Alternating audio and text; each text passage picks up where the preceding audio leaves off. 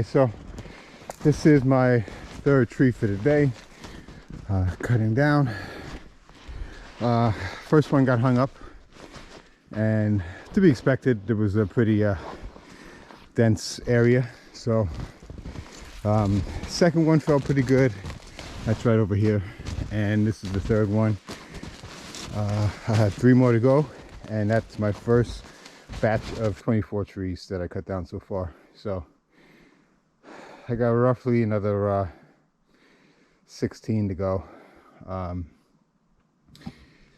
to make sure I have enough wood.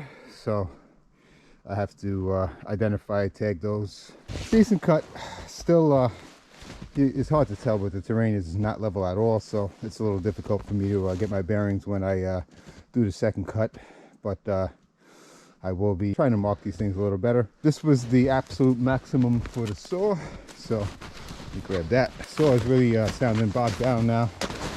You guys probably heard it in that clip, but my blade is a 20-inch blade, and this is probably 19, somewhere in that range.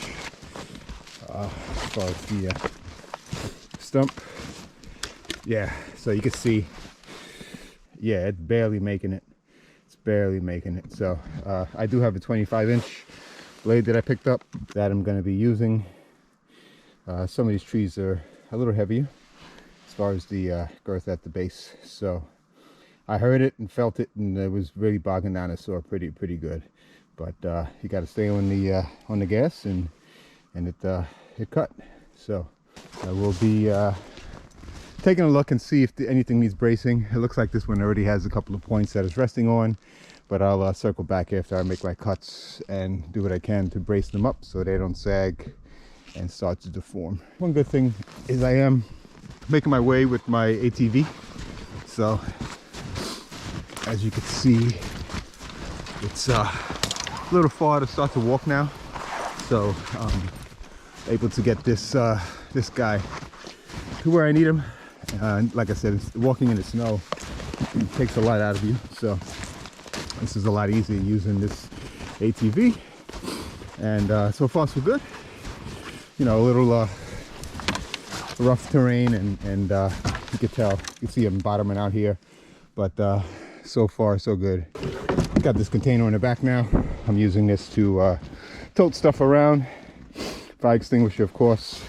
Safety, I do have my chaps on.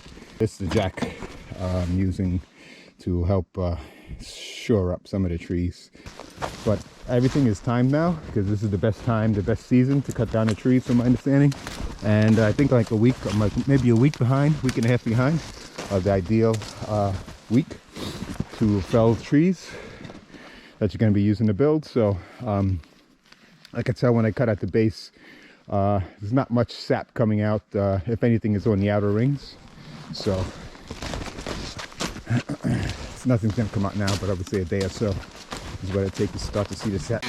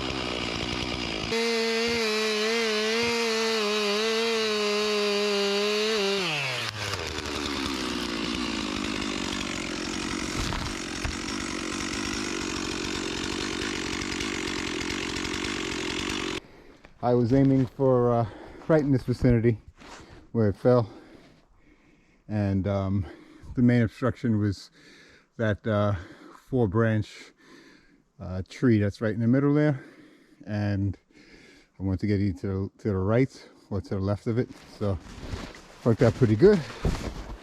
The stump, I got my 1.5 inches, 2 inches higher. I got a decent hinge here, so you could probably see a little bit better from this perspective. So the wedge came out pretty decent.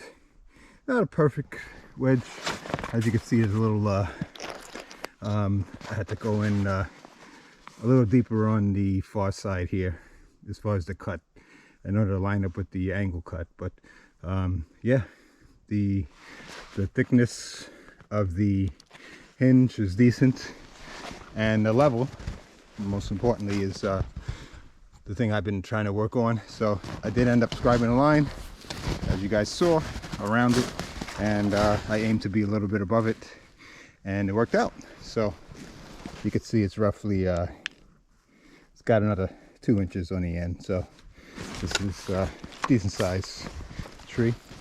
I know if I limb this one, it'll sit a little flatter or have a couple more points of support. So it is right now resting. You can see, you probably can't see, but this is I'm standing pretty much midway between the stump and the branches here. Looks like there's something here, like a little mound, that if I when I limb it, it should come down a little more and at least have support. At the stump you really can't tell, but that's why it's always good to look up and see the direction the tree is starting to favor. So saw is definitely not cutting the way it used to. So after this last cut, and before I start to fell the last group, I'm going to change it to 25-inch bar, get a brand new chain on there, and should be back in business. But you have to give a lot of pressure.